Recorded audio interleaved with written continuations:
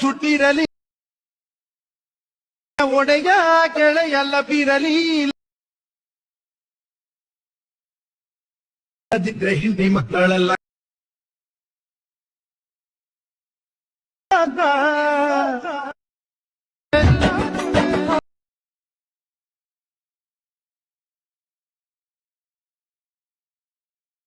ಲಾಸಿರಲಿ ಬೆಂಬಲ